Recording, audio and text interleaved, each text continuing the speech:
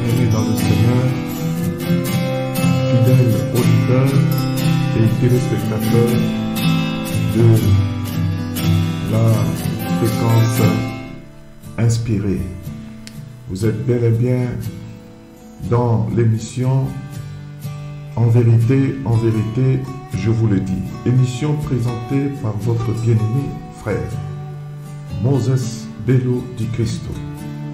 Je suis grandement béni de savoir que vous êtes nombreux branchés à cet instant, soit sur le site internet www.shilonews.com, soit sur votre application dans Google Play Store, Radio Shiloh News, soit aussi sur notre YouTube Ringevex TV, comme aussi sur notre page Facebook Radio Télé Shiloh News. Bien-aimés, soyez les bienvenus dans cette émission.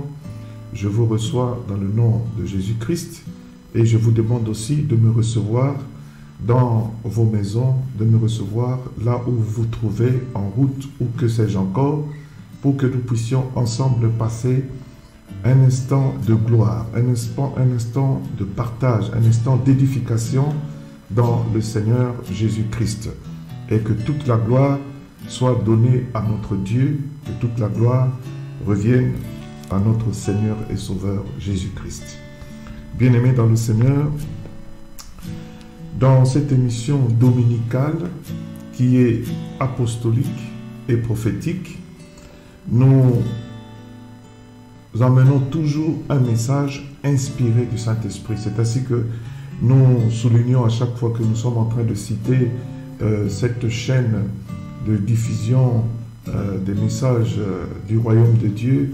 Nous insistons et nous disons que nous sommes branchés sur la fréquence inspirée.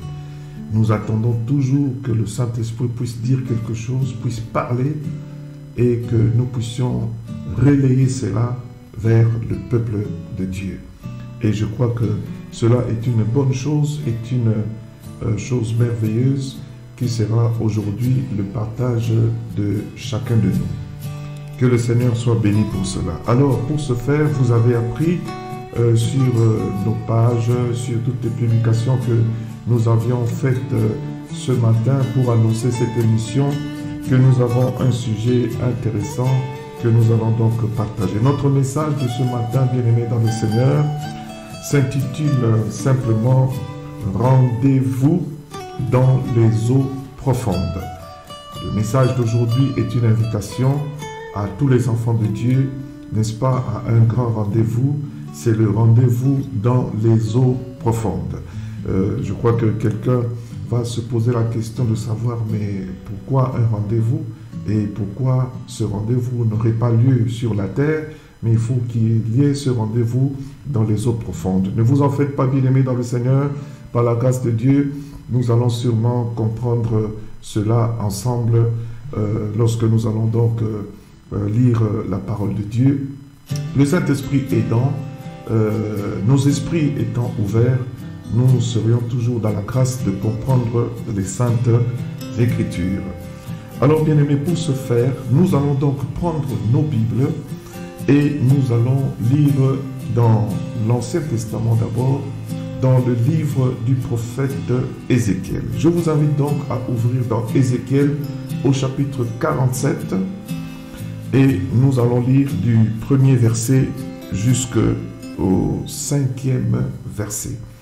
C'est là donc le texte de base de notre message d'aujourd'hui et nous allons évoluer avec vous, n'est-ce pas, vers d'autres textes de la Bible pour que nous puissions bien saisir le message d'aujourd'hui et que chacun de nous puisse être, n'est-ce pas, fortifié, encouragé dans le Seigneur et que des grandes résolutions puissent être prises aujourd'hui et que le Seigneur puisse nous aider à aller de plus en plus, n'est-ce pas, vers l'avant, d'aller toujours de gloire en gloire, n'est-ce pas, et de progrès en progrès. Alors, nous allons donc lire, bien-aimés, dans Ézéchiel, comme je l'annonçais, au chapitre 47. Du premier verset jusqu'au verset 5, il est dit ceci. Je lis pour la gloire du Seigneur. Il me ramena vers la porte de la maison. Et voici la porte de la maison, et voici de l'eau sortait sous le seuil de la maison, à l'orient, car la face de la maison était à l'orient.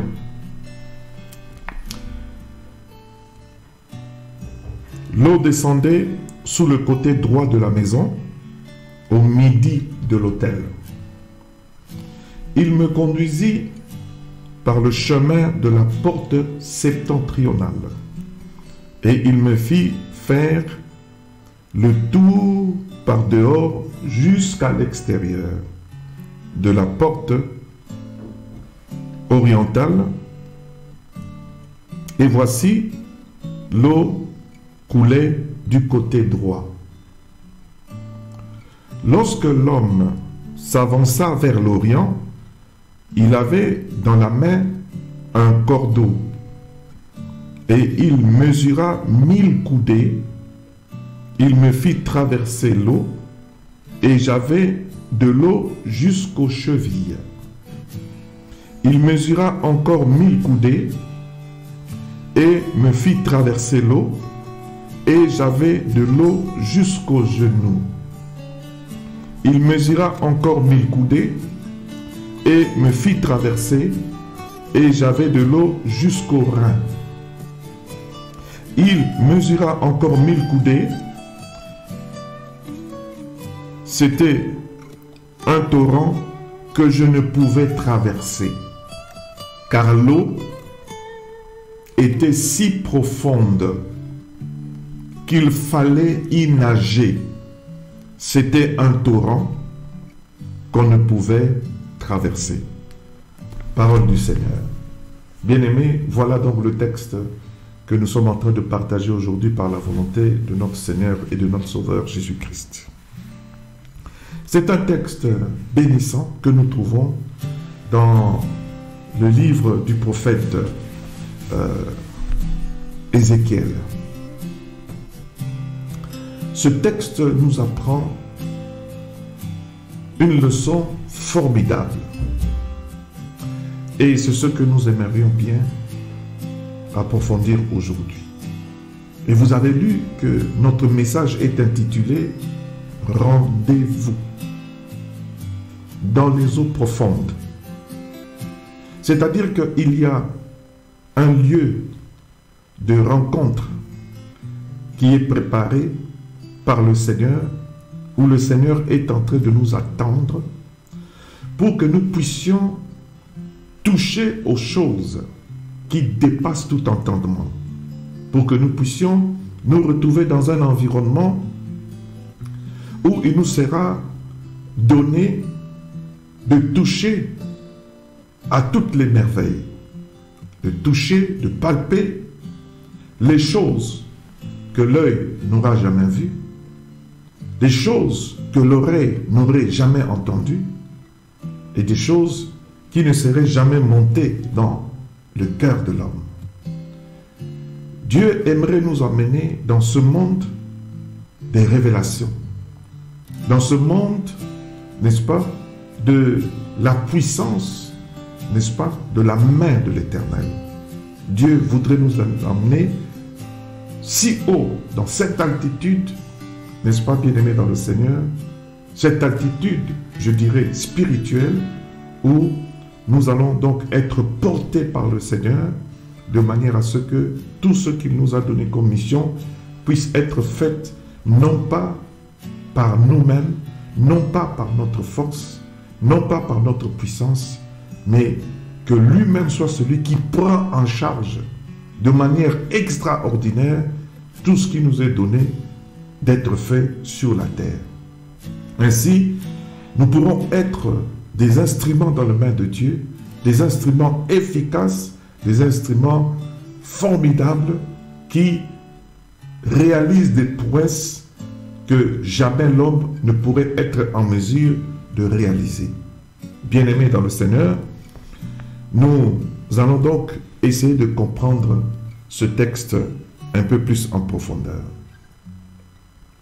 nous sommes dans la situation, n'est-ce pas, du sanctuaire de Dieu, du lieu, n'est-ce pas, du culte réservé à Dieu, du temple de l'Éternel. Et ici, on nous dit on est dans la situation d'un torrent qui est en train de jaillir de ce temple, de ce sanctuaire, de la maison de Dieu. Oui, bien-aimés, nous ne cesserons de dire que c'est la maison de Dieu. Et aujourd'hui, dans les textes du Nouveau Testament, c'est l'Église, bien-aimée dans le Seigneur, qui est le temple et la colonne de la vérité. Et c'est de Dieu, n'est-ce pas? C'est de son sanctuaire, c'est de son temple que la sagesse de Dieu est en train d'être annoncée, n'est-ce pas, dans le monde entier. Et bien-aimé, ici, il est dit, il me ramena vers la porte de la maison. Et voici, de l'eau sortait sous le seuil de la maison. De l'eau qui est en train de sortir. De l'eau qui est en train de bouger. De l'eau qui est en train de jaillir. De l'eau qui serait en mouvement. C'est-à-dire, bien-aimés dans le Seigneur, nous sommes ici dans la représentation de l'image du Saint-Esprit de Dieu. L'Esprit de Dieu est en train d'agir, l'Esprit de Dieu est en train, n'est-ce pas, d'émettre la parole de Dieu avec force, avec puissance, avec précision. De ce seuil de la maison, l'eau était en train de sortir. Et cela se passait à l'orient du sanctuaire, c'est-à-dire à l'est. Et l'eau descendait sous le côté droit de la maison, au midi de l'autel. Et quand cette eau sortait, cette eau prenait le sens du côté droit, donc c'est-à-dire descendait du côté vers le sud de la maison. Alors, il me conduisit par le chemin de la porte septentrionale. Et cette porte septentrionale, c'est-à-dire du côté du septentrion, en d'autres termes, on dirait du côté nord de la maison.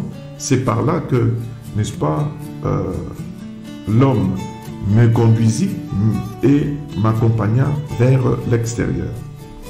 Alors, il me conduisit par le chemin de la porte septentrionale et il me fit faire le tour par dehors jusqu'à l'extérieur de la porte orientale, là où sortait l'eau. Donc on sort par le nord, on contourne, n'est-ce pas, le sanctuaire, on va vers, n'est-ce pas, l'orient, là où il y a la porte, là où l'eau est en train de sortir, de jaillir du sanctuaire. Et voici, l'eau coulait vers le côté droit. Lorsque l'homme s'avança vers l'orient, il avait dans la main un cordeau, c'est-à-dire un instrument dans la main qui lui permettait de mesurer, de prendre des mesures. Et, bien-aimé dans le Seigneur, il mesura 1000 coudées.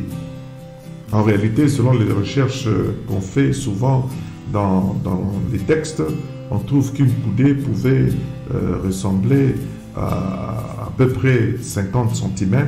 Donc lorsqu'on parle de 1000 coudées, on peut faire donc le calcul et la moitié pourrait revenir probablement à 500 mètres.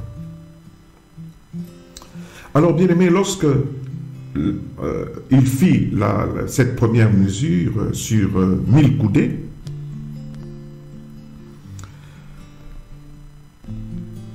il me fit traverser l'eau.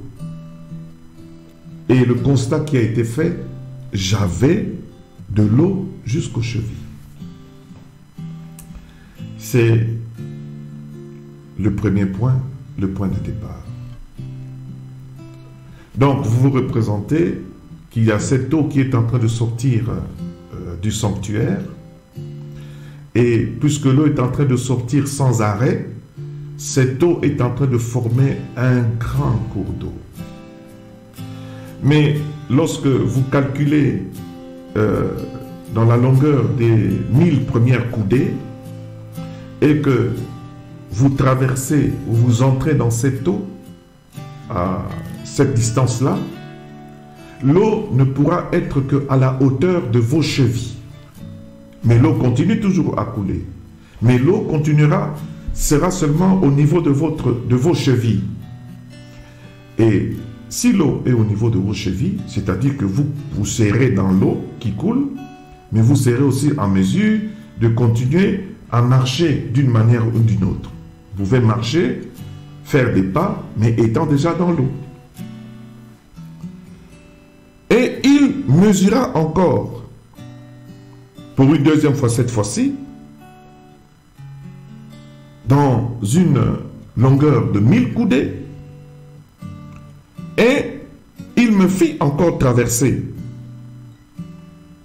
Alors là, dans ce deuxième tour, lorsque il était question de traverser, le constat qui est fait est que l'eau maintenant arrivait au niveau des genoux. C'est-à-dire que plus on s'éloigne, n'est-ce pas, du seuil de la maison d'où sortait l'eau, d'où jaillissait le torrent, plus on est en train d'arriver dans une zone plus profonde qu'auparavant. Donc au départ, on était au niveau des chevilles et à cette deuxième étape, on est au niveau des genoux. Et lorsque l'eau arrive au niveau des genoux et que vous-même, vous êtes en train de traverser un cours d'eau et que l'eau est au niveau de vos genoux, vous savez encore marcher, mais la marche devient assez lourde parce que vous devriez donner beaucoup plus de force pour lancer vos pieds et essayer, n'est-ce pas, de marcher et de traverser ce courant d'eau. Et ça, c'était la deuxième étape. Et dans la troisième étape, cette opération s'est encore faite. Il me fit traverser encore ce torrent. Mais là, le constat qui sera fait, au troisième tour, j'avais de l'eau jusqu'au rein, c'est-à-dire jusqu'au niveau de la ceinture. Et bien aimé dans le Seigneur, lorsque vous êtes dans un courant d'eau et que l'eau vous arrive au niveau de la ceinture, vous allez donc sentir déjà, n'est-ce pas, que vous commencez petit à petit à sautiller dans l'eau et qu'il vous devient un peu difficile de pouvoir marcher, n'est-ce pas, facilement. Donc la marche sera une marche quelque peu ralentie. Vous ne pourrez pas, n'est-ce pas, aller aisément et faire des grands bonds. Pourquoi? Parce qu'il y a l'eau qui est au niveau de votre taille, à vos reins, et vous ne savez pas avancer de manière libre. Ça, c'est le constat qui est fait. Et au quatrième tour, il se passe quelque chose. Il mesura encore 1000 coudées. C'était un torrent que je ne pouvais traverser. C'est-à-dire, plus on s'est éloigné du seuil de la maison d'où sortait l'eau, on est maintenant, n'est-ce pas, à la quatrième fois de cette mesure de 1000 coudées chaque fois.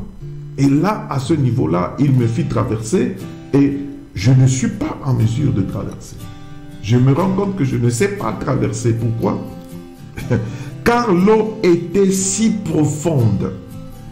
L'eau était si profonde qu'il fallait y nager. Donc là, on est dans les eaux profondes. On est maintenant arrivé à ce niveau où on ne sait plus marcher. Pourquoi? Parce que l'eau était si profonde. L'eau était si profonde. Donc, on ne sait plus garder ses pieds sur la terre, sous l'eau. On est obligé de chercher à être à la surface de l'eau pour continuer à respirer. On lâche, n'est-ce pas, la terre pour essayer de garder la tête en dehors de l'eau pour continuer à respirer. Et la seule solution, n'est-ce pas, ce n'est plus continuer à marcher, mais ici la solution, c'est nager. Alors là, on commence à nager. On quitte, n'est-ce pas, le plan de la marche pour aller dans le plan de la nage. Alors, il est dit ici, je ne pouvais traverser car l'eau était si profonde qu'il fallait y nager. C'était un torrent qu'on ne pouvait traverser. C'était tout un torrent. Et lorsqu'on parle d'un torrent, on parle, n'est-ce pas, d'un cours d'eau qui a cette eau qui est en train de bouger, qui est en train d'avancer, qui a une force, n'est-ce pas, de mobilité, qui est en train, n'est-ce pas, d'être en mouvement. Ainsi donc, bien-aimés dans le Seigneur, j'aimerais donc nous dire ceci. Lorsque dans la parole de Dieu, nous avons affaire avec l'eau qui est en train de jaillir, comme dans le cas ici, dans Ézéchiel au chapitre 47, lorsque nous avons affaire avec l'eau qui bouge, n'est-ce pas, cela nous donne donc l'image symbolique du Saint-Esprit. Et lorsque nous avons, n'est-ce pas, affaire avec l'eau qui est stagnante, c'est-à-dire l'eau qui ne bouge pas, lorsque dans les textes bibliques on nous parle que de l'eau, cela nous donne l'image de la parole de Dieu. Ainsi, pour essayer d'expliquer ça un peu plus en profondeur, nous pourrons donc lire, n'est-ce pas, dans l'Évangile selon Jean, au chapitre 6 d'abord, et nous allons prendre le verset 63. Il est dit ceci: c'est l'esprit qui vivifie, la chair ne sert à rien.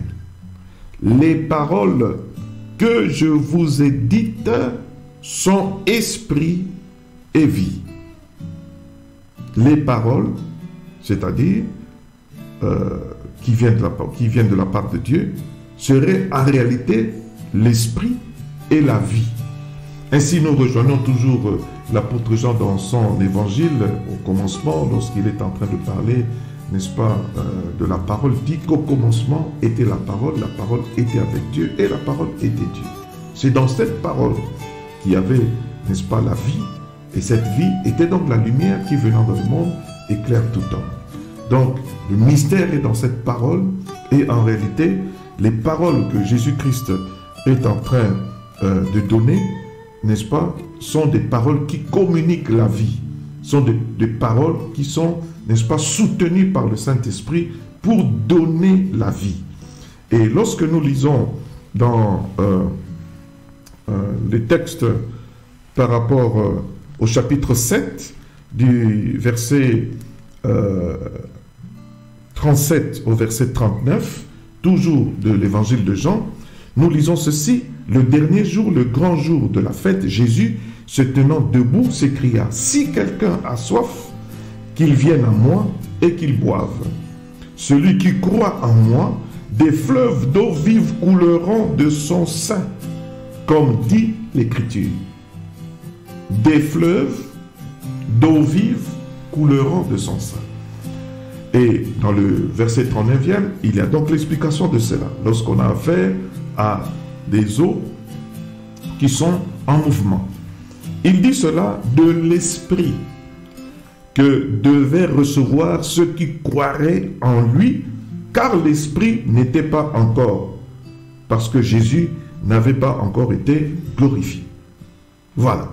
Donc, c'est ainsi que nous comprenons, bien-aimés dans le Seigneur, qu'il faut comprendre les images, les symboles qui nous sont donnés dans les textes de la Bible.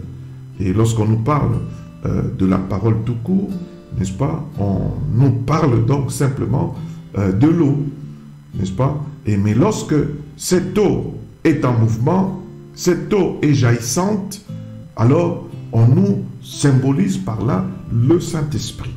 Donc dans notre message d'aujourd'hui, bien-aimés, lorsqu'il est dit « rendez-vous dans les eaux profondes », en fait, le Seigneur veut nous motiver aujourd'hui, nous encourager aujourd'hui, bien-aimés, à aller dans la dimension, n'est-ce pas, où nous serons complètement remplis du Saint-Esprit de Dieu.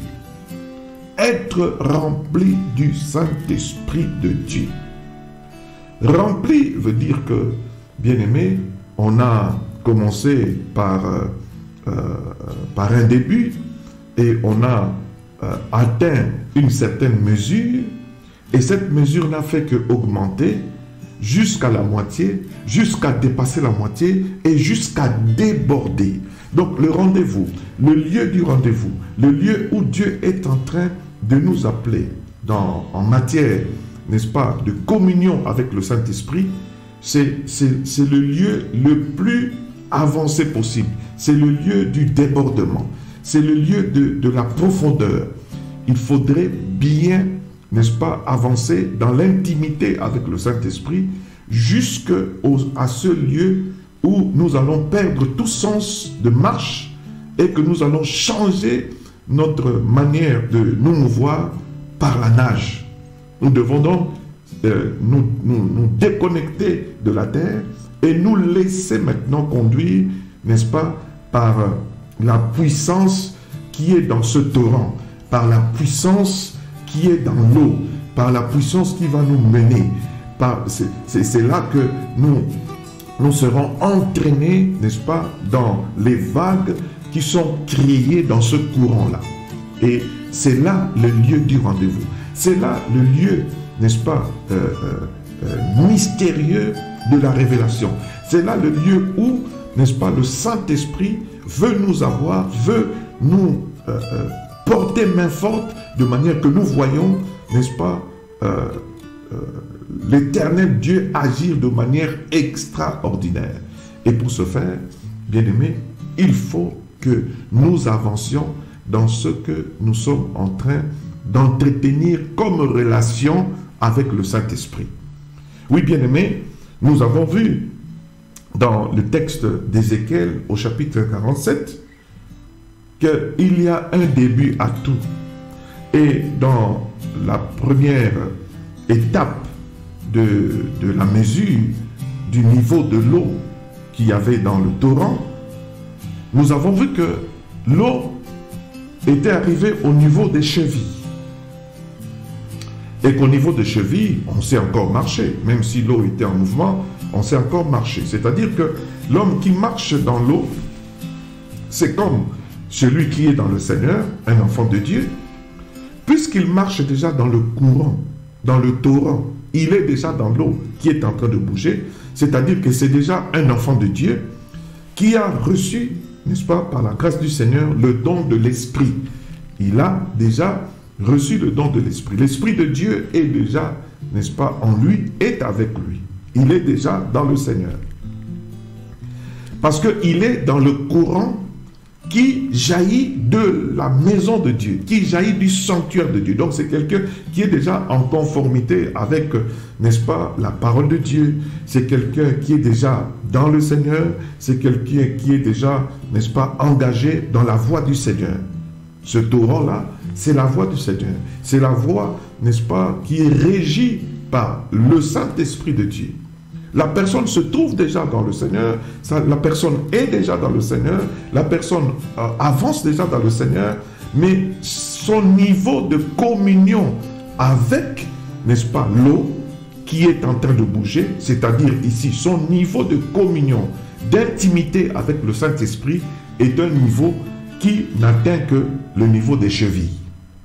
Il y a contact, il y a communion, mais la communion n'est qu'au niveau des chevilles. Et à cette étape-là, cet homme, cet enfant de Dieu, ce disciple, pourra donc aussi être en mesure de marcher, n'est-ce pas, selon son bon vouloir. Il peut déplacer ses pieds, marcher et avancer comme il veut. Être, n'est-ce pas, dans la communion avec le Saint-Esprit, mais à un niveau où la volonté de l'homme est toujours, n'est-ce pas, en train, n'est-ce pas, d'agir à sa guise, fortement.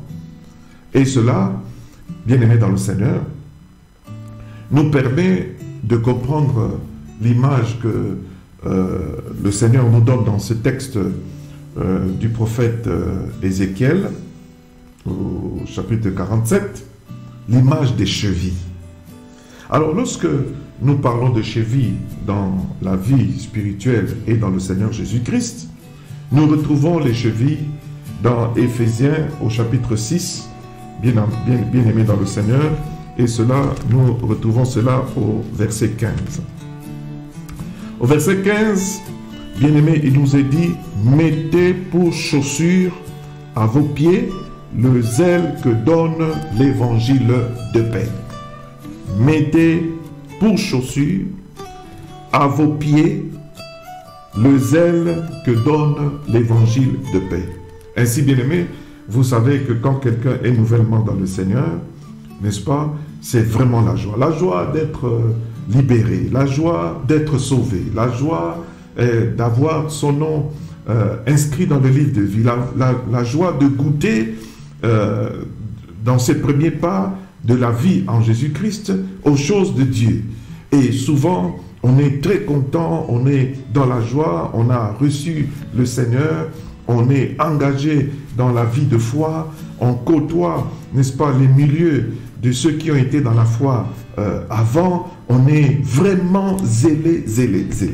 Et c'est ce niveau-là, on est déjà donc en contact avec le Saint-Esprit, avec la parole de Dieu, on a cru en cette parole, et quand la parole rencontre la foi, alors il y a des fleuves d'eau vive, il y a le torrent, il y a l'eau qui va jaillir, n'est-ce pas? Alors, là, on est au niveau de ce zèle, le zèle de l'évangile, n'est-ce pas, de paix. On veut témoigner de Jésus, on veut faire des témoignages, dire ce que le Seigneur a fait dans notre vie, comment le Seigneur nous a délivrés, on donne le témoignage, on fait des témoignages, on veut que tout le monde aussi puisse se convertir, venir au Seigneur. On est dans ce zèle-là et, n'est-ce pas, on a l'impression que la vie spirituelle se résume, n'est-ce pas, dans cette liesse-là, dans cette joie-là, parce que peut-être on était déprimé, peut-être qu'on était abattu dans la vie, peut-être qu'on avait des problèmes, etc. Et on nous a prêché la parole de Dieu, on est venu au Seigneur, etc. Ce sont des moments formidables. Je crois que toute personne qui est venue au Seigneur se souvient de ses premiers pas dans le Seigneur. Et ce sont des moments extraordinaires, n'est-ce pas? On est dans la joie, on est libéré, on a vécu la délivrance, etc. On a goûté le Seigneur, on a goûté au lait, on est très très ravis, très contents, et on est toujours prêt à rendre témoignage, à parler aux autres, à témoigner, etc. Mais le Seigneur nous apprend dans le texte que nous sommes en train de lire aujourd'hui, que ce n'est pas là le lieu du rendez-vous en matière d'intimité avec le Saint-Esprit. Ce n'est là que le début, les débuts. C'est la première étape, c'est l'étape de la première mesure des 1000 coudées. C'est formidable déjà, c'est fantastique. Mais nous avons aussi beaucoup, n'est-ce pas, de part, de volonté de l'homme qui serait encore en train de passer dans sa vie. Il témoigne Jésus, etc. Mais il a encore quelques difficultés par rapport à son humanité, par rapport à son caractère, par rapport à sa manière d'être, de faire, n'est-ce pas? Il est encore en train de lutter pour se débarrasser de certaines habitudes, de certaines histoires qui seraient encore collées à sa vie, à son comportement, etc. Donc, on vivra quelqu'un qui est complètement dans le Seigneur, qui est déjà dans le torrent, qui a reçu le Saint-Esprit, quelqu'un qui témoigne de Christ, etc. Mais quelqu'un qui présente encore aussi, n'est-ce pas, quelques lacunes, quelqu'un qui est un peu difficile aussi à se laisser aller vraiment dans le bain de l'esprit. Parce que de temps en temps, c'est sa volonté aussi qui lui permet aussi de marcher à sa guise, selon lui, selon sa volonté. Et le Seigneur nous édifie à avancer encore, à grandir dans l'intimité avec le Saint-Esprit, à aller encore un pas de plus. Ici, l'homme qui est en train de conduire, n'est-ce pas, c'est Dieu lui-même. Dieu nous aide encore. Le Seigneur nous aide encore après la première étape, le Seigneur nous amène, n'est-ce pas, à la deuxième étape.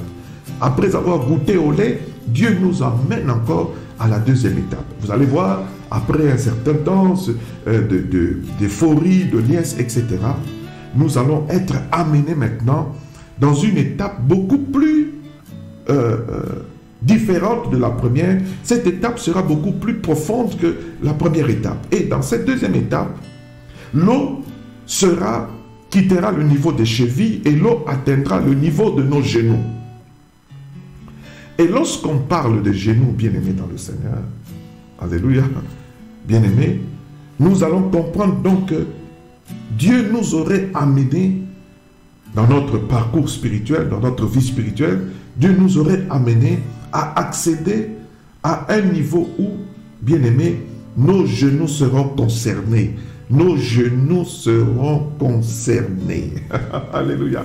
Nos chevilles étaient concernées, c'était le zèle de l'évangile de paix, c'était la joie de la repentance, la joie de la conversion, etc. La joie du témoignage. Et puis nous allons commencer à vivre des expériences avec le Seigneur et dans le Seigneur. Et alors, nous allons comprendre que le Seigneur ne veut pas nous laisser, n'est-ce pas, dans la première étape, mais il nous amène dans une deuxième étape. Et dans la deuxième étape, le Seigneur veut nous forger. Et le Seigneur maintenant va permettre que nous puissions être dans un lieu où la situation est autre. Il est le maître de temps et des circonstances. Il augmente la profondeur de cette intimité. Et dans cette profondeur-là, ce sont nos genoux qui seront concernés. Et lorsque vous avez les os au niveau de vos genoux, vous savez encore marcher.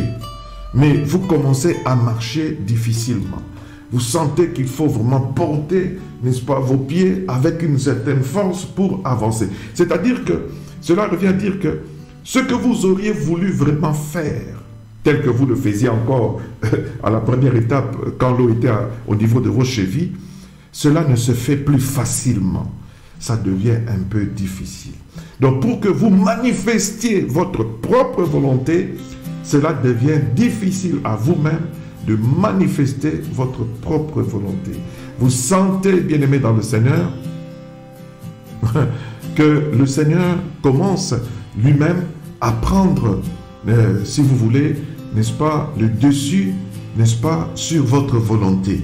La part de votre volonté commence à diminuer. La part de la force que vous avez pour lancer vos pieds commence à diminuer, n'est-ce pas? Et vous vous rendez compte qu'il faut beaucoup plus d'efforts. Donc l'Éternel vous emmène comme un pédagogue à comprendre que dans la vie spirituelle, dans la communion avec le Saint-Esprit, il faut fournir aussi un certain effort. C'est ainsi que vous allez entendre, n'est-ce pas, l'appel à l'effort aussi que l'apôtre Paul, par exemple, est en train de lancer à son fils ministériel en lui disant, n'est-ce pas, que tu es déjà dans le Seigneur, tu es dans ce que tu es en train de faire pour Dieu, mais mon fils, sache que dans le Seigneur, il te faut faire, n'est-ce pas, des efforts. Il lui parle des efforts. Il lui parle des efforts. Il lui dit, par exemple, dans 1 Timothée au chapitre 4, n'est-ce pas, il lui dit, à partir du verset 13, jusqu'à ce que je vienne, applique-toi à la lecture, à l'exhortation, à l'enseignement. Ne néglige pas le don qui est en toi. Donc les choses ne continueront pas à rouler, n'est-ce pas, comme ça, facilement. Maintenant, il faut que tu fournisses aussi de l'effort.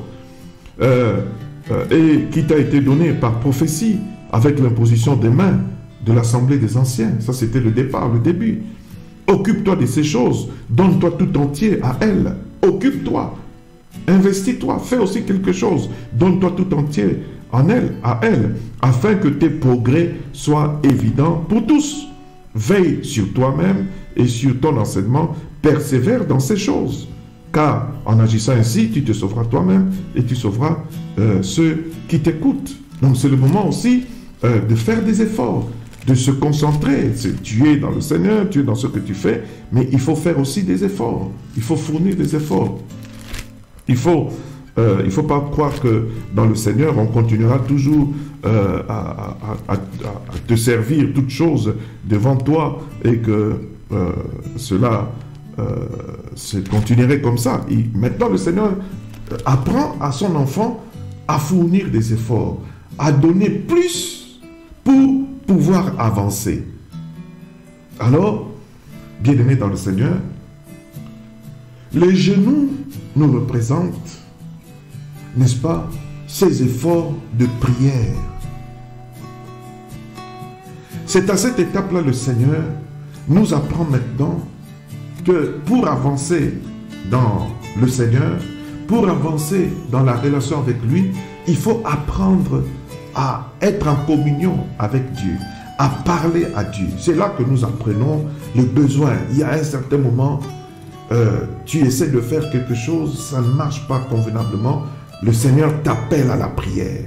T'appelle, n'est-ce pas, t'interpelle au niveau de tes genoux. Tu sens que la communion t'interpelle au niveau des genoux. C'est-à-dire, tu vas fléchir tes genoux. Tu fléchiras tes genoux. Tu comprendras que pour que d'autres genoux fléchissent sur ton parcours, parce qu'il est dit qu'au nom de Jésus, tout genou fléchira. Tout genou fléchira. Mais pour que ces genoux fléchissent au nom de Jésus que toi tu es en train de prononcer, le Seigneur lui-même t'apprendra d'abord à fléchir tes propres genoux devant le Seigneur. C'est là que tu commences à découvrir que le Seigneur est roi des rois, Seigneur des seigneurs. Il n'est pas seulement sauveur, mais il est aussi Seigneur. Et il faut d'abord lui être soumis avant qu'il puisse, n'est-ce pas, permettre que des genoux fléchissent en son nom par toi. C'est très important, bien-aimé, n'est-ce pas, cette manière pédagogique de Dieu de nous enseigner. Cela ne se passe pas dans les prédications, cela ne se passe pas dans tout ce qui nous entoure, dans la communauté, etc. C'est dans l'intimité, n'est-ce pas, entre l'enfant de Dieu et le Saint-Esprit. C'est un langage que le Saint-Esprit va mettre dans ton esprit et à un certain moment, tu comprendras que s'il y a blocage, s'il y a résistance, il faut que j'apprenne moi-même à me soumettre à Dieu, à fléchir mes genoux devant le Seigneur, à dépendre du Seigneur, à chercher sa face. Et le besoin de prière va grandir en nous. Et qui va nous aider dans la prière? C'est celui qui est symbolisé par l'eau qui est en train de jaillir. C'est toujours le Saint-Esprit de Dieu. Ainsi, il nous est, n'est-ce pas, rappelé par rapport au Saint-Esprit.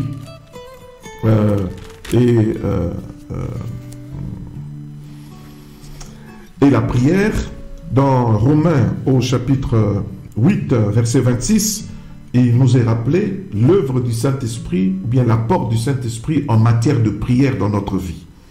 De même aussi l'Esprit nous aide dans notre faiblesse, car nous ne savons pas ce qu'il convient de demander dans nos prières. Mais l'Esprit lui-même intercède par des soupirs inexprimables. Et celui qui sonde les cœurs connaît la pensée de l'Esprit, parce que c'est selon Dieu qu'il intercède en faveur des saints. Voilà maintenant l'intimité avec le Saint-Esprit nous interpellera et nous placera dans le monde des prières, le besoin. Nous allons ressentir le besoin de rechercher la face de Dieu de manière individuelle, de manière personnelle, de découvrir le culte individuel, de pouvoir entrer dans notre chambre, de fermer la porte et de parler seul à seul avec Dieu dans le secret. Notre esprit sera dans le besoin de communier avec l'Éternel. Et le Saint-Esprit serait là pour nous aider à le faire. Et nous sommes en train de voir cela dans le texte comme je venais de lire, dans Romains au chapitre 8, du verset 26 au verset 27. C'est formidable, bien-aimés dans le Seigneur. Lorsqu'on parle de genoux, bien-aimés, nous sommes aussi, en quelque sorte, en train de parler de l'humilité. Dieu nous fait passer dans des circonstances qui vont nous apprendre l'humilité. Parce que si nous sommes dans le Seigneur et que nous sommes en train de demeurer dans l'orgueil, Dieu serait obligé de nous résister. Le Saint-Esprit commence à faire un travail en nous, nous apprendre, n'est-ce pas, au niveau des genoux, nous apprendre, n'est-ce pas, la prière, nous apprendre l'humilité, nous apprendre la crainte de Dieu, nous apprendre, bien-aimés dans le Seigneur, la soumission, n'est-ce pas, comprendre la soumission vis-à-vis de Dieu, la soumission aussi vis-à-vis de nos conducteurs, etc. Il y aura des circonstances où nous serons obligés d'être entourés par des gens qui sont plus expérimentés que nous, ou bien des gens que Dieu, n'est-ce pas, a placés devant nous pour être nos conducteurs, et nous recevrions, n'est-ce pas, des injonctions de la part de ces gens. Dieu a dit par la bouche, bien sûr, de notre Seigneur et Sauveur Jésus-Christ, à Saul de Tarse, qui deviendra plus tard l'apôtre Paul, lors de sa rencontre avec le Seigneur sur le chemin de Damas, il lui a dit, entre dans la ville, je suis le Seigneur Jésus-Christ qui te sauve, bien sûr, mais maintenant je vais te remettre entre les mains de ceux qui sont venus en moi avant toi, qui sont plus expérimentés, qui vont être, n'est-ce pas, des instruments que je vais utiliser pour ton encadrement. Alors, n'est-ce pas, entre dans la ville et on te dira, ce on-là, ce sont les plus expérimentés qui vont te conduire dans le Seigneur. Alors, ils vont te conduire dans le Seigneur. Et c'est ainsi que Saul de Tarse, qui deviendra l'apôtre Paul, entre dans la ville de Damas et va trouver un disciple de Jésus-Christ, n'est-ce pas, qui va s'occuper de lui, qui va s'occuper de sa libération, de sa délivrance, afin que, n'est-ce pas, des écailles puissent tomber de ses yeux. N'est-ce pas, il va trouver des gens qui vont l'accompagner, qui vont le fortifier, qui vont, n'est-ce pas, l'aiguiser si vous voulez. Et dans cette phase, le Seigneur t'apprend à l'honorer par ta soumission, par l'humilité. N'est-ce pas, parce que tu étais dans le monde, tu croyais que tout est fait selon toi, alors que maintenant le Seigneur t'apprend la discipline. Le Seigneur t'apprend, n'est-ce pas, à respecter l'autorité divine et l'autorité aussi que Dieu a placée devant toi. Au niveau d'abord, n'est-ce pas, du corps de Christ. Il y a des conducteurs dans le Seigneur. Des gens qui connaissent mieux la vie dans le Seigneur, qui vont partager leur expérience avec toi pour que tu puisses être aussi orienté. Donc le Seigneur te mènera dans sa relation avec toi à ce niveau-là où il va réparer beaucoup de choses dans ton comportement. Le niveau de genou, c'est le niveau du brisement, c'est le niveau, n'est-ce pas, d'une autre forme de dépouillement, parce que le Seigneur va nettoyer encore ce qui reste en nous, qui serait encore en train de nous permettre d'agir selon notre propre volonté, et malgré que, n'est-ce pas, nous commençons déjà à sentir que pour avancer dans le Seigneur, il faut fournir des efforts. Alors qu'au début, on croyait que, bon, il n'y a pas d'effort à fournir.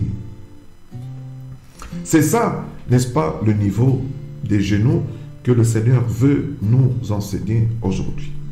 Ainsi, bien-aimés, n'est-ce pas, lorsque nous voyons maintenant la troisième étape où l'homme, n'est-ce pas, est en train de mesurer pour la troisième fois, on voit que l'eau arrive au niveau des reins.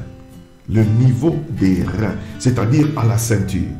Et quand l'eau arrive à la ceinture, bien aimé, c'est formidable, c'est fantastique. Nous sentons que, n'est-ce pas, c'est marcher dans l'eau, n'est-ce pas, continuer à marcher librement, n'est plus, n'est-ce pas, quelque chose d'évident, n'est-ce pas? C'est tellement ralenti. Pourquoi? Parce que l'eau est à notre ceinture, au niveau des reins, alors on ne sait pas vraiment avancer si facilement. On a l'impression qu'à tout moment, on pourrait être, n'est-ce pas, on pourrait trébucher. Donc, on sent que ce torrent gagne de plus en plus, n'est-ce pas, de force, et nous sommes en train de plus en plus de perdre de force. C'est-à-dire, c'est au niveau de notre volonté que le torrent commence à dominer sur nous. Au niveau des chevilles, nous étions encore un peu plus libres. Mais au niveau des genoux, nous avons senti qu'il faut faire des efforts. Mais au niveau des reins, nous commençons à sentir que nous commençons à perdre le contrôle. Alléluia. Oui, le Seigneur est en train de nous donner un rendez-vous à un lieu où nous n'aurons plus de contrôle. Alléluia.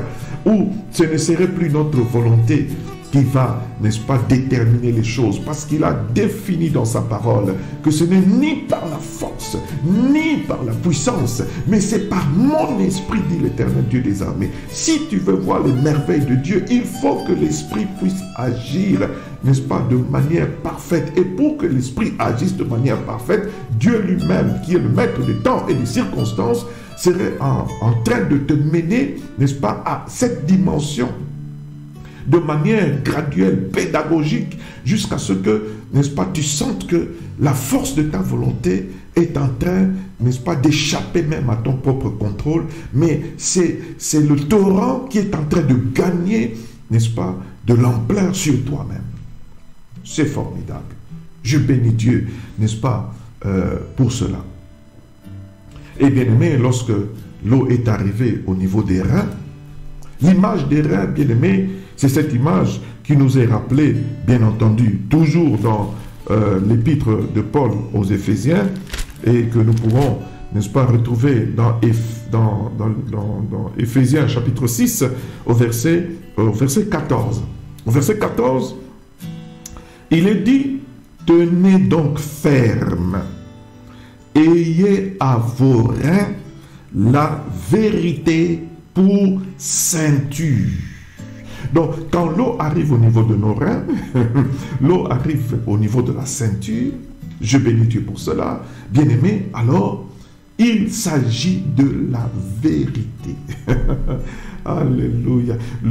L'Éternel Dieu nous mène maintenant dans le pays de la vérité.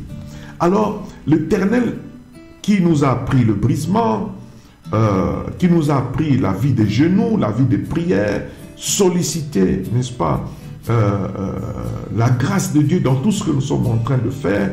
Nous apprenons la crainte de Dieu, nous apprenons, n'est-ce pas, à nous soumettre à l'autorité divine et ecclésiastique ou à l'autorité parentale, comme aussi à l'autorité, n'est-ce pas, gouvernementale. Nous devenons ces gens renouvelés qui changent aussi dans leur caractère, dans leurs habitudes, dans leur manière de vivre et de faire. Alors le Seigneur, n'est-ce pas, lorsqu'il réussit ce niveau d'intimité, le Seigneur maintenant va nous aider dans les circonstances dans lesquelles il va nous placer pour que notre volonté diminue encore et que la volonté de Dieu puisse s'imposer sur nous dans la forme de la vérité. C'est là maintenant que nous allons sentir le grand besoin, n'est-ce pas, de la vérité, de la connaissance précise. Lorsque nous venons dans le Seigneur, nous avons entendu ce que le Seigneur nous a dit par la bouche de ceux qui nous prêchent l'évangile, et nous avons cru et nous sommes sauvés, et le Seigneur, n'est-ce pas, nous a donné cette étape de joie, de témoignage, et puis le Seigneur nous a pris dans l'étape des genoux, n'est-ce pas, le brisement, et ici le Seigneur maintenant va lui-même veiller à approfondir la connaissance en nous. Alors quand vous goûtez au lait, vous arrivez à ce niveau, vous sentez en vous le besoin de connaître profondément, de connaître précisément les choses de Dieu. Et vous voulez absolument aller plus loin, n'est-ce pas, au-delà des simples versets que tout le monde retient comme des récitations. Vous voulez maintenant lire même entre deux lignes des Saintes Écritures. Vous commencez à lire entre les versets. Vous commencez à chercher, à comprendre, n'est-ce pas, ce que l'Esprit qui a révélé les Saintes Écritures veut dire. Donc vous entrez dans le monde de l'interprétation précise de la parole de Dieu. Dieu vous amène dans cette voie-là. Dieu vous amène, n'est-ce pas, à ce niveau-là. Votre préoccupation, ce serait la connaissance. Votre préoccupation, ce serait la vérité. L'amour de la vérité grandit en vous. L'amour de la parole grandit en vous. Et de manière à ce que vous deveniez vous-même défenseur de l'évangile. Défenseur de l'évangile. Vous aimez la précision dans la parole de Dieu. Vous aimez, n'est-ce pas, la clarté dans la parole de Dieu. Vous êtes prêt, disposé. Le Saint-Esprit dispose votre cœur pour que vous puissiez fouiller, n'est-ce pas, de gauche à droite, mais pour enfin comprendre les choses de Dieu. N'est-ce pas?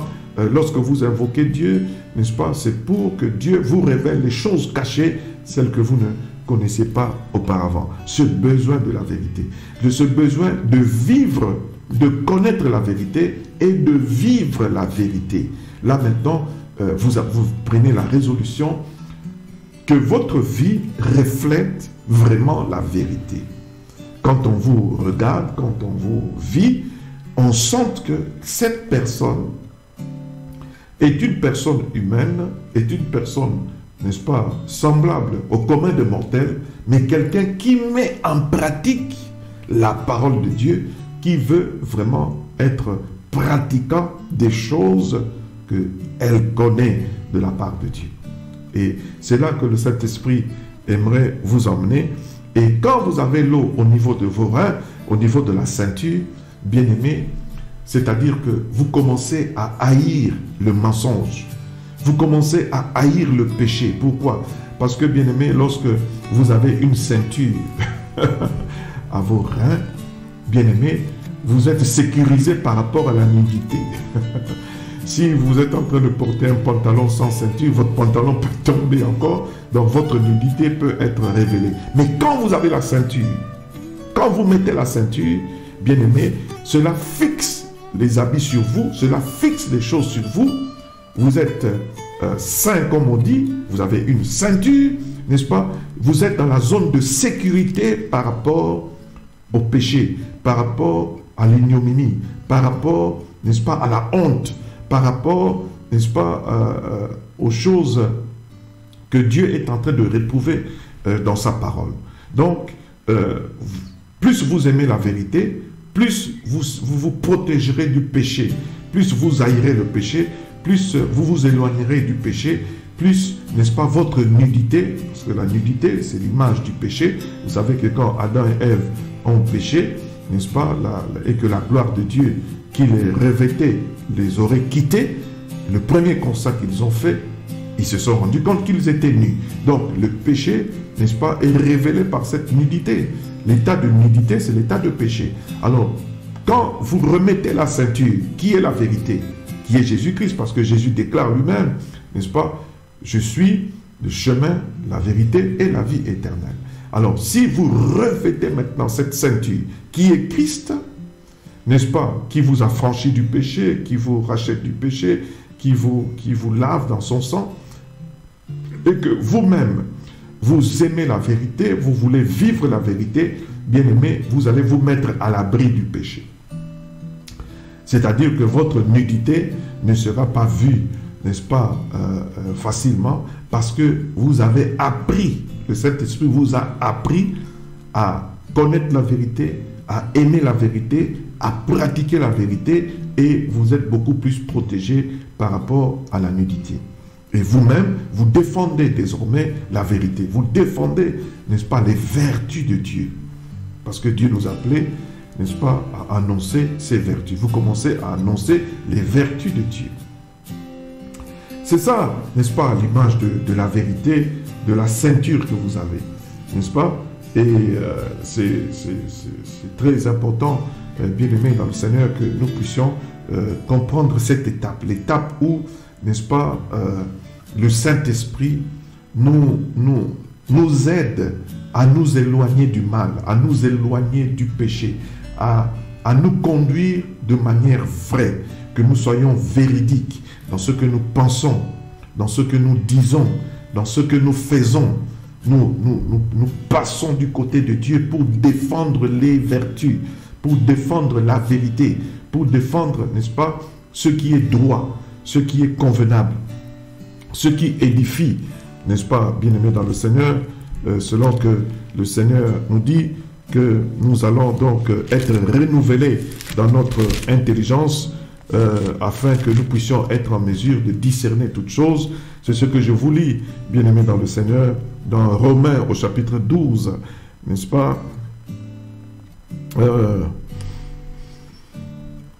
Verset 1er et verset 2, « Je vous exhorte donc, frères, par les compassions de Dieu, à offrir vos corps comme un sacrifice vivant, saint, agréable à Dieu, ce qui sera de votre part un culte raisonnable.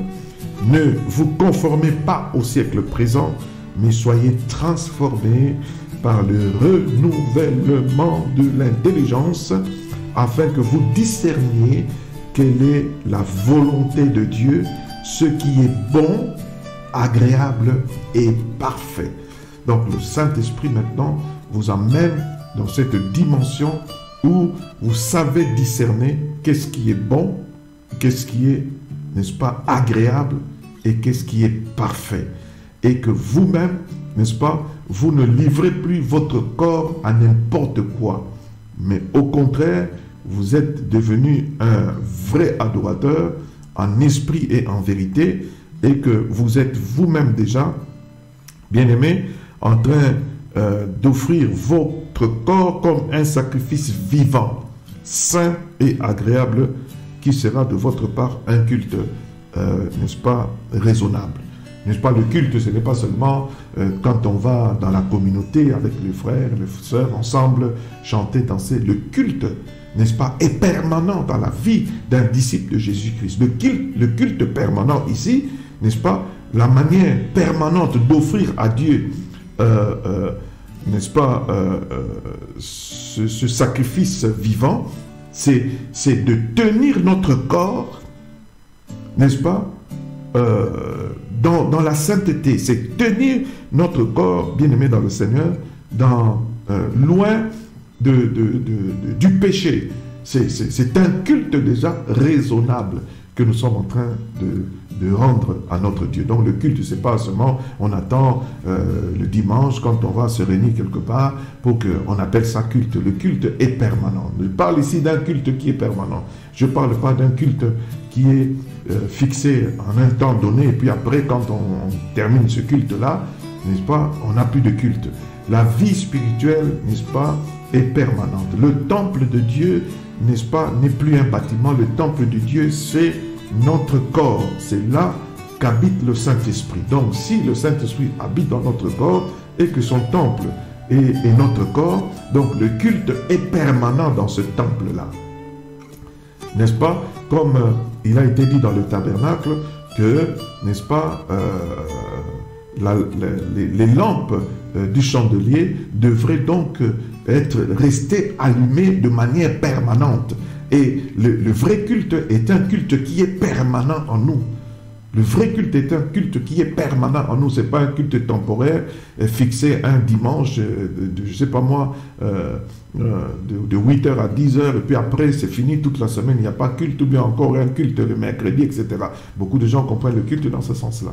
Mais je parle ici d'un culte qui est permanent, d'une communion avec le Saint-Esprit, d'un comportement, d'une attitude, n'est-ce pas, qui affiche que nous sommes en permanence en train d'adorer Dieu en esprit et en vérité. Par notre comportement, par la sainteté, n'est-ce pas, même du lieu d'habitation de Dieu, c'est-à-dire notre corps.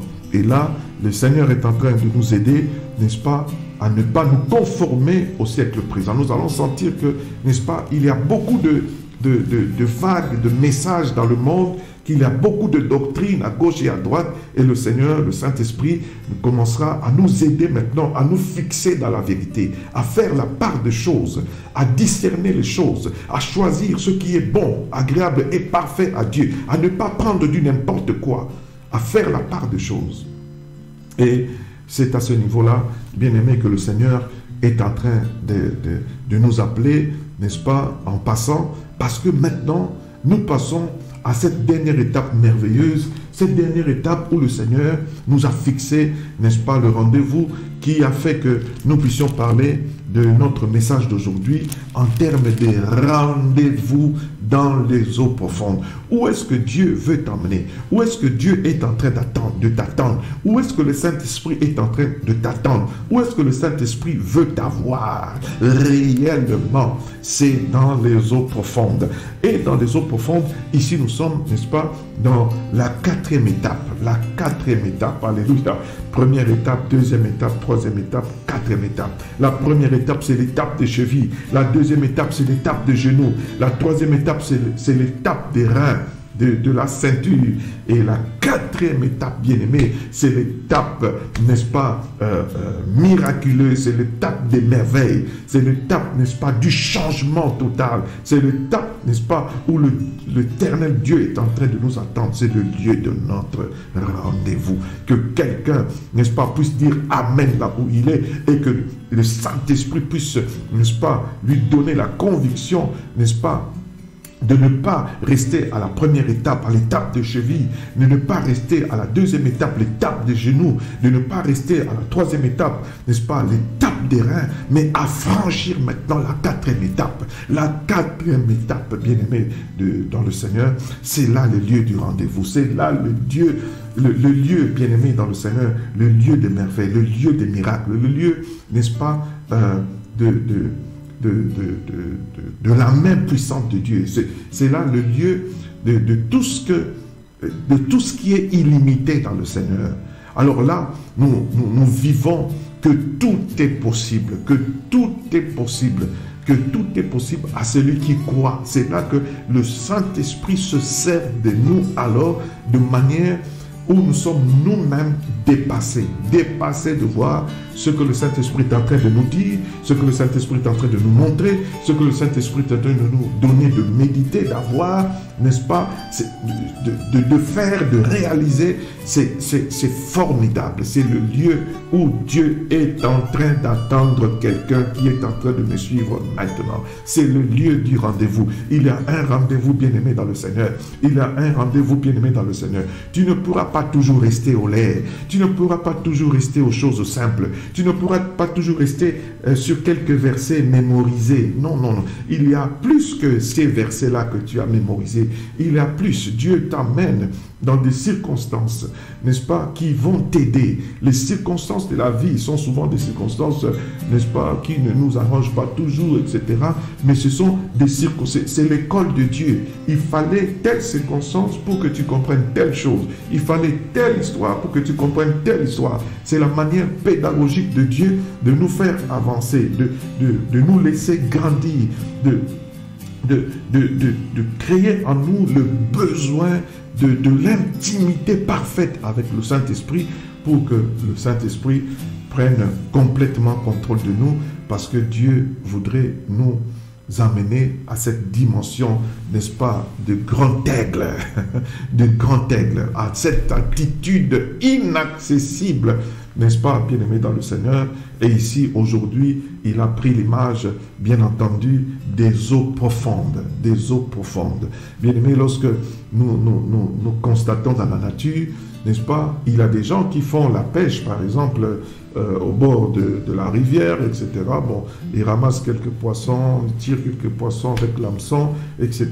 Bon, c'est une pêche, n'est-ce pas, quelque peu qui peut ravitailler, qui peut aider un peu à un petit niveau familial, à la consommation, n'est-ce pas, personnelle. Mais les gens qui vont faire la pêche dans les eaux profondes, ceux qui avancent dans les eaux profondes, bien aimés, c'est là que il y a des choses, des pêches qui sont faites de manière industrielle, de manière étonnante, n'est-ce pas? Et quand ces grands bateaux reviennent de la pêche en eau profonde, nous savons, n'est-ce pas, ce que cela veut dire. Nous nous souviendrons de la pêche exécutée sur ordre de Jésus-Christ, n'est-ce pas, alors que Pierre était en train de désespérer, quand le Seigneur leur aurait encore demandé de jeter leur filet, ils n'étaient pas en mesure même de tirer le filet pour retirer les poissons en question. Donc Dieu nous amène, dans la compréhension de ces choses, à avancer dans l'intimité avec le Saint-Esprit pour que nous puissions arriver dans les eaux profondes. Et je me rends compte que, n'est-ce pas, l'homme dans la nature est arrivé même à aller former ce qu'on appelle les plateformes pour extraire du pétrole, mais alors en eau profonde. Vous quittez la terre et vous voyez que l'homme avec ses engins, il va jusque dans l'océan, jusque, n'est-ce pas, au milieu de l'océan, et il est en train, n'est-ce pas, de forer et de placer ses équipements dans l'eau de l'océan, jusqu'à atteindre, n'est-ce pas, la terre qui est en dessous, n'est-ce pas, de l'océan, et commencer à tirer, n'est-ce pas, la richesse qu'il y a dans la terre sous l'eau de l'océan, c'est-à-dire tirer le pétrole, n'est-ce pas, pour vendre dans le monde. Si l'homme est capable, de manière naturelle, physique, d'aller dans les eaux profondes, parce qu'il y a une richesse, n'est-ce pas, dans ces eaux profondes incroyables, que ce soit sous la forme de la pêche, que ce soit aussi sous la forme, bien entendu, n'est-ce pas, de l'extraction du pétrole. Et ce sont les pétroliers qui sont les plus riches, n'est-ce pas, sur la terre. Le pétrole qui est appelé l'or noir. L'homme est capable d'aller chercher l'or noir aussi dans les eaux profondes. La pêche industrielle se fait où? Dans les eaux profondes. Ainsi donc, bien-aimés, revenant dans notre message, nous allons comprendre que c'est là que Dieu nous attend aussi. Dieu nous attend spirituellement dans les eaux profondes. Les eaux profondes, pourquoi? Parce que, bien-aimés, lorsque l'eau dépasse le niveau de nos reins, arrive au niveau de la poitrine, c'est fini. Il y a en physique un principe que, par la grâce de Dieu, nous aurions appris à l'époque, à l'école, qui est resté dans ma tête, bien aimé dans le Seigneur. J'ai appris à l'école, Dieu merci, ce principe qui dit ceci, que tout corps jeté dans l'eau subit une poussée verticale dirigée de bas vers le haut qui serait égale au poids de l'eau déplacée. Oh là là, l'école, ce que l'école a fait de nous, voilà que tout un principe est maintenu, n'est-ce pas, dans la mémoire de manière permanente jusqu'à ce que je puisse même relater cela aujourd'hui avec beaucoup de facilité. Que le Seigneur soit béni pour cela. Mais alors, ça c'est la nature, mais ici, dans le texte de la parole, nous voyons que, en fait, l'homme qui m'amène dans cette quatrième étape me demande de traverser, mais je ne peux pas traverser cette eau. Ce n'est plus possible. On ne sait plus marcher dans cette eau. Donc ma volonté à moi ne peut plus agir. Je cesse, n'est-ce pas, d'imposer ma volonté. Pourquoi? Parce que l'eau maintenant, je suis un corps jeté dans cette eau.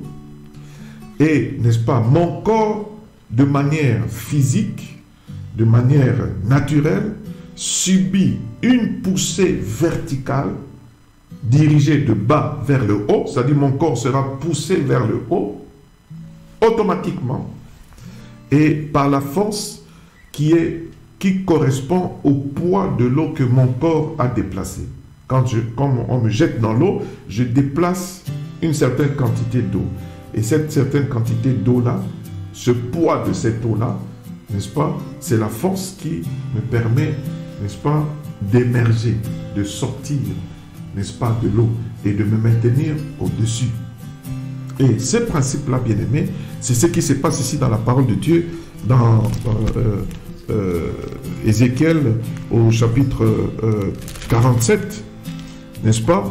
Je suis là à cette quatrième étape. Il mesura encore 1000 coudées. C'était un torrent que je ne pouvais traverser.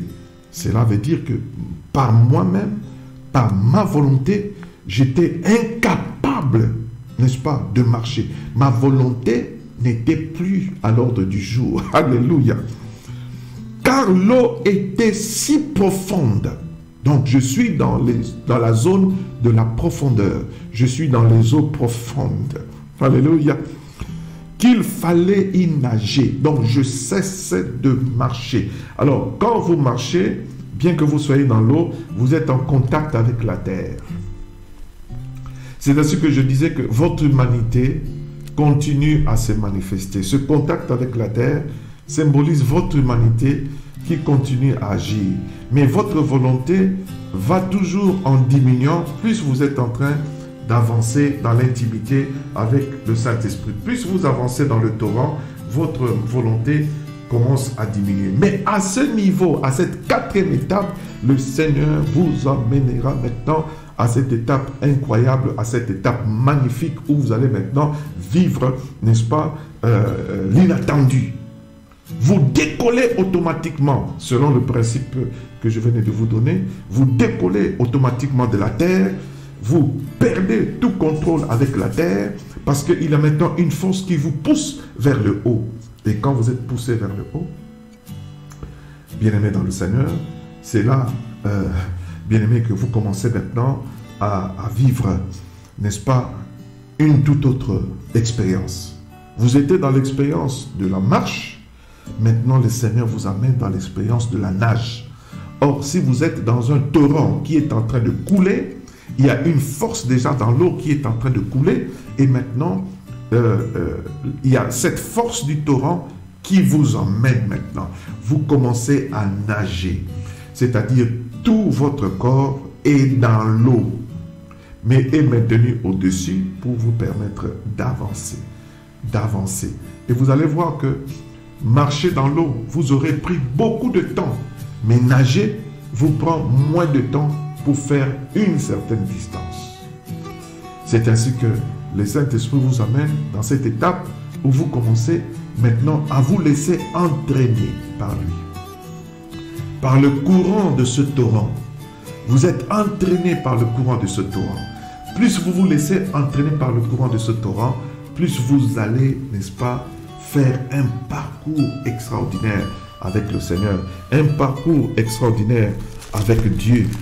Et cela est une très très bonne chose que j'aimerais, n'est-ce pas, expliquer aujourd'hui ici à quelqu'un qui est en train de suivre de manière, n'est-ce pas, attentive. C'est là le lieu du rendez-vous. C'est là le lieu, n'est-ce pas, formidable. Ainsi, n'est-ce pas, quand on se souvient de la manière déterminée, comment est-ce que Élisée, n'est-ce pas, était en train de suivre Élie jusqu'au Jourdain, n'est-ce pas, on voit qu'il a suivi de manière déterminée, n'est-ce pas, en passant par le premier point, le deuxième point, le troisième et le quatrième point.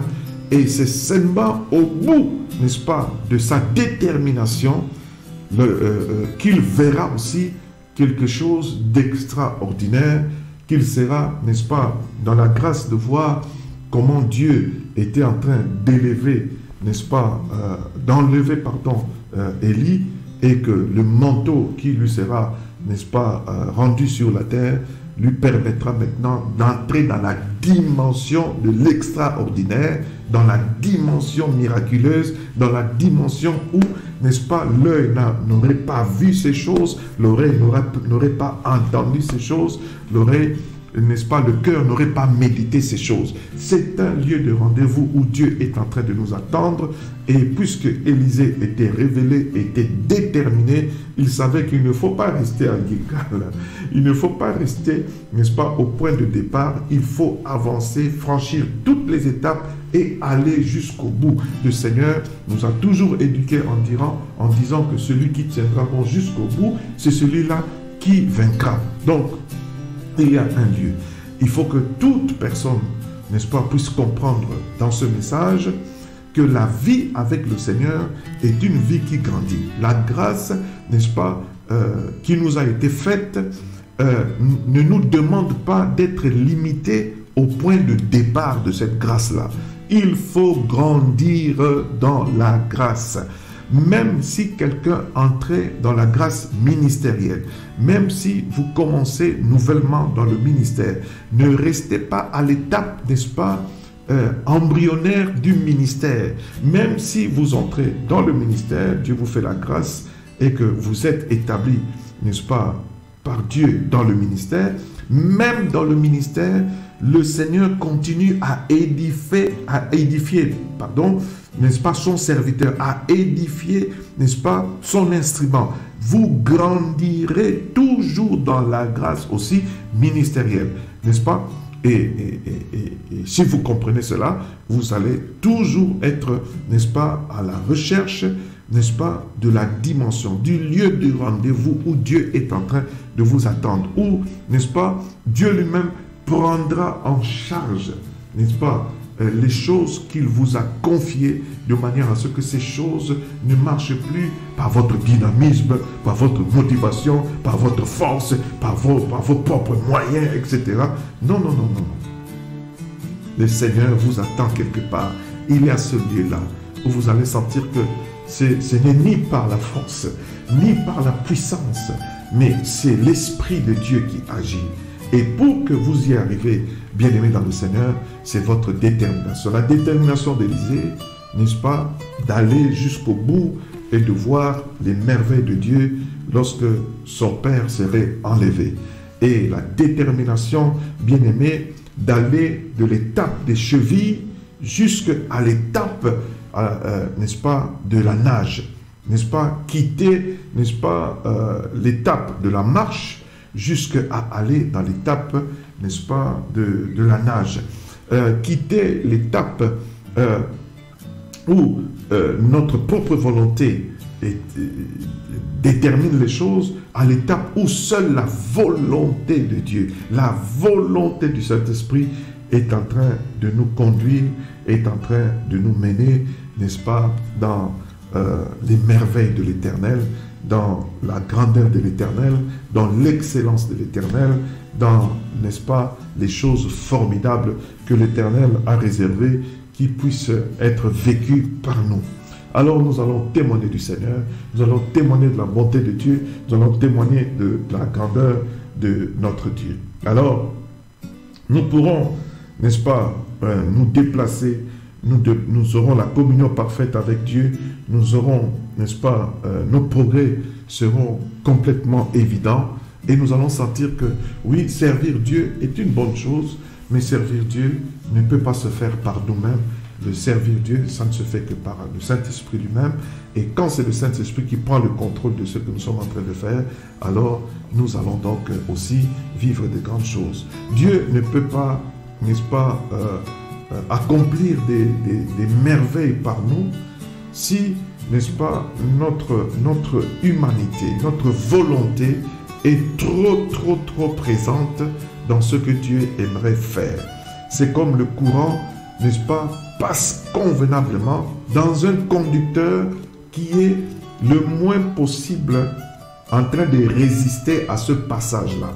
Si le conducteur, le fil conducteur n'est pas au point, alors vous entrez le courant à 100% au départ et vous sortez le courant à 60% à l'arrivée. Je crois que ceux qui ont fait l'électricité comprennent cette manière de voir les choses. C'est ainsi que, n'est-ce pas, on cherche toujours la matière qui convient pour transporter le courant, de manière à ce que le courant qui a été au départ puisse le plus possible sortir aussi à l'arrivée et desservir, n'est-ce pas, les nécessités qui sont en train d'attendre, n'est-ce pas, l'approvisionnement en électricité. Et nous aussi, nous sommes ce conducteur, nous sommes cet instrument que Dieu aimerait utiliser pour sa gloire. Mais si, n'est-ce pas, notre humanité, notre volonté, nos caprices, n'est-ce pas, s'imposent de plus en plus sur le parcours, alors cela ne permettra pas à l'Éternel notre Dieu de faire, n'est-ce pas, des grandes choses par nous.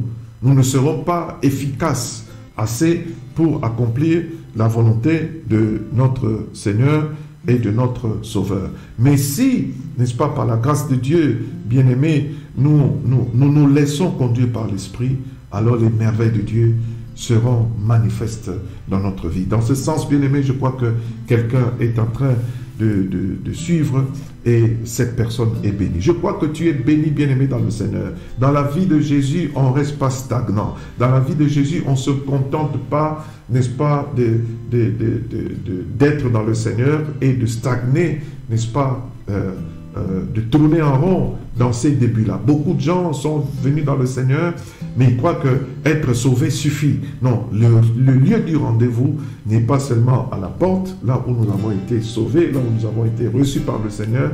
Le point, n'est-ce pas, bien-aimé, de rencontre avec Dieu se trouve plus loin que la porte.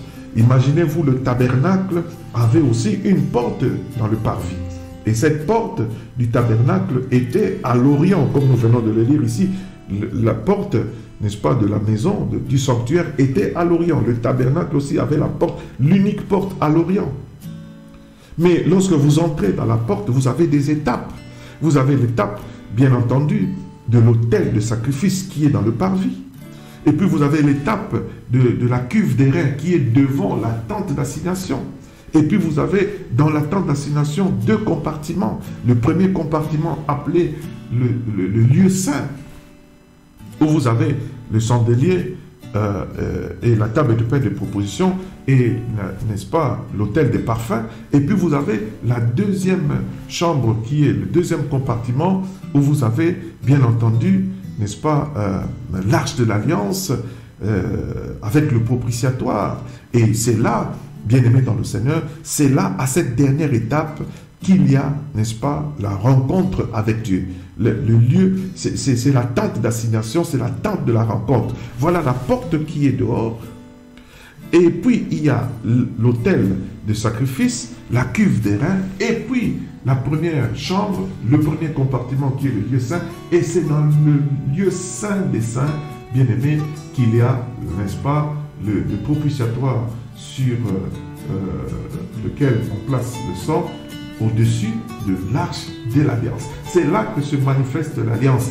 Et c'est là aussi que se manifeste la gloire physique de l'éternel Dieu, la Shekinah, n'est-ce pas? Parce que quand Dieu approuve, n'est-ce pas, le sacrifice. Donc, dans la vie spirituelle, bien-aimée, il ne faut pas se contenter de rester dans le parvis. Il ne faut pas se contenter de rester au niveau du lait. Tu es déjà dans les parvis, mais bien sûr, un jour dans les parvis vaut mieux 1000 qu'ailleurs. Mais il y a encore plus que cela. Il faut faire le parcours et aller au lieu du rendez-vous. Au lieu du rendez-vous. Et aujourd'hui, le Saint-Esprit a trouvé bon d'édifier chacun de nous dans ce message d'Ézéchiel au chapitre 47 pour nous faire comprendre que le lieu du rendez-vous, c'est le lieu, n'est-ce pas, des eaux profondes. Et que le Seigneur puisse encourager chacun de nous à avoir la détermination de quitter l'étape de lait et d'aller dans l'étape où nous serons des maîtres. Dans l'étape, n'est-ce pas, où nous serons en mesure de consommer la nourriture solide. Donc quand vous êtes dans le Seigneur, que vous contentez de rester des enfants, de rester mous, etc., c'est déjà une résistance au Saint-Esprit. Alors je prie pour que cette résistance au développement, cette résistance à l'avancement, cette résistance au progrès spirituel, cette résistance qui habite beaucoup, n'est-ce pas, d'enfants de Dieu, ne puisse pas se saisir de vous, mais puisse vous libérer au nom puissant de Jésus-Christ. Sortez, n'est-ce pas, de la lourdeur, sortez, n'est-ce pas, de l'étape, n'est-ce pas, de bassesse, d'enfance, progressez, montez, avancez au nom de Jésus-Christ. Faites, n'est-ce pas, votre parcours avec le Seigneur. Développez-vous au nom de Jésus. Aujourd'hui, vous êtes nourris, mais Dieu vous attend, n'est-ce pas, à un lieu de rendez-vous où Dieu va nourrir par vous. Dieu va bénir par vous, Dieu va guérir par vous, Dieu va opérer par vous, Dieu va réaliser des merveilles par vous, Dieu va se révéler par vous. Comme vous êtes bénis aujourd'hui par d'autres gens, mais demain, Dieu vous attend à un lieu de rendez-vous où Dieu se servira de vous pour bénir aussi d'autres gens. Un jour, l'apôtre Paul est venu, il était débutant, n'est-ce pas? Il est entré dans Damas, on devait prier aussi pour lui. Des écailles tombaient de ses yeux, n'est-ce pas? C'était un miracle qui s'est réalisé sur lui-même. Mais un certain autre jour, Dieu passait maintenant par lui-même. Même les gens qui touchaient ses vêtements étaient guéris, bien-aimés dans le Seigneur. Donc, il a bénéficié d'autres gens, et un certain jour, Dieu aussi, n'est-ce pas, laisse les autres bénéficier à partir de lui, parce que cet homme a persévéré. Il est allé jusqu'au bout, n'est-ce pas, de cet appel que Dieu lui a lancé, de sa vocation. Il a voulu, n'est-ce pas, aller plus loin que l'étape des chevilles, l'étape des genoux, l'étape de la ceinture, pour arriver dans les eaux profondes. Que le Saint-Esprit puisse te donner la conviction d'accepter, n'est-ce pas, d'avancer, de te développer pour que tu puisses arriver, n'est-ce pas, à ce lieu de rendez-vous, pour que Dieu se serve aussi de toi, parce que dans la vie spirituelle, il faut que la relève puisse être assurée, il faut que des gens d'une génération puissent être en mesure de passer le bâton de relais à une autre génération, et que la prédication de l'évangile dans le monde puisse être garantie, et que Dieu est toujours sur la terre des hommes et des femmes par lesquels il peut passer pour faire des merveilles. Et je crois que tu es la personne indiquée. La personne à côté de toi, la personne à ta gauche, à ta droite, qui suit, qui comprend ce message, qui prend la forme résolution, qui prie le Seigneur, qui s'engage à avancer dans le courant de ce torrent, n'est-ce pas, de la communion et de l'intimité avec le Saint-Esprit, réussira, n'est-ce pas, pour la gloire de notre Seigneur et de notre Sauveur. Je crois que nous sommes arrivés au terme de notre message d'aujourd'hui, et pour moi, c'était un bonheur, une joie, n'est-ce pas, immense de savoir que tu as été là, tu as été connecté, tu as voulu suivre ce message, et que le Saint-Esprit te bénisse. Que le Saint-Esprit, n'est-ce pas, te tienne à la main et te porte vers le lieu du rendez-vous, où tu cesseras de marcher, où tu ne feras plus que nager, où c'est le Saint-Esprit qui déterminera toutes choses en toi, et que par toi, des merveilles se feront au bénéfice de ceux qui sont dans le besoin, et pour la gloire de notre Dieu. En ces termes, n'est-ce pas, nous mettons fin à notre émission d'aujourd'hui. Que le Seigneur vous bénisse. Restez toujours branchés et connectés. La rediffusion de cette émission passera ce soir à 20h sur nos antennes de la radio-télé Shiloh News sur la radio. Et vous aurez aussi, bien sûr, cette émission en images sur notre site YouTube, Ring FX TV. Et vous aurez bien entendu aussi la même version des images sur Facebook dans Radio Télé Shiloh News, comme aussi dans Moses BCB Bishop officiel. Donc je vous bénis, que le Seigneur puisse vous accorder une semaine de victoire, bon début de semaine, et une semaine à la gloire de notre Seigneur et de notre Sauveur. C'est avec le même plaisir, bien-aimés dans le Seigneur, que j'aimerais vous revoir la fois prochaine sur la même chaîne, sur la même émission et avec la même joie. Que Dieu vous bénisse et à nous revoir à très bientôt. Au revoir. Merci.